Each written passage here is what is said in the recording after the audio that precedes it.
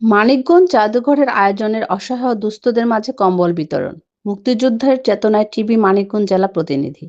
বীর মুক্তিযোদ্ধা মোহাম্মদ আজহার হোসেন, মানিকগঞ্জ সাহিত্য সাংস্কৃতিক পরিষদ ঢাকা ও মেহের আজিজ ফাউন্ডেশন এবং রহিমুন্নেসা এনায়েত ফাউন্ডেশনের যৌথ উদ্যোগে শীতার্তদের মাঝে কম্বল বিতরণ করা হয়।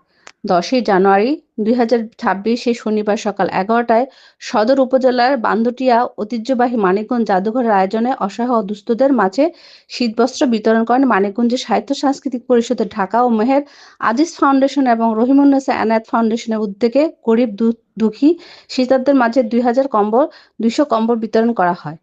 মানিকগঞ্জ জাদুঘর অডিটোরিয়ামে পবিত্র কোরআন তেলাওয়াত ও গীতা পাঠের মাধ্যমে অনুষ্ঠানে কর্মসূচি উদ্বোধন করা হয়।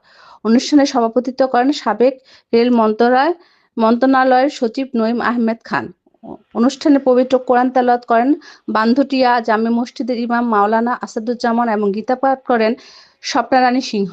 অনুষ্ঠানে উপস্থিত থেকে বক্তব্য রাখেন অধ্যক্ষ আবুল হোসেন শিকদার সহ সভাপতি মানিকগঞ্জ জাদুঘর অ্যাডভোকেট সীমা ইসলাম, সাহিত্য সাংস্কৃতিক সম্পাদক এবং শুভেচ্ছা বক্তব্য রাখেন সুশান্ত কুমার সাহা, সাধারণ সম্পাদক মানিকগঞ্জ জাদুঘর। অনুষ্ঠানে উপস্থিত ছিলেন জয়নাল আবেদীন, বীর মুক্তিযোদ্ধা ঢাকা রানীগঞ্জ জাদুঘরের নেতৃবৃন্দ। আর উপস্থিত ছিলেন বীর মুক্তিযোদ্ধা প্রিন্ট মিডিয়ার সাংবাদিকবৃন্দ। অনুষ্ঠানটি সঞ্চালনার দায়িত্বে ছিলেন রমজান আলী, কোষাধ্যক্ষ সাহিত্য সাংস্কৃতিক পরিষদ এবং শামসুল আলম।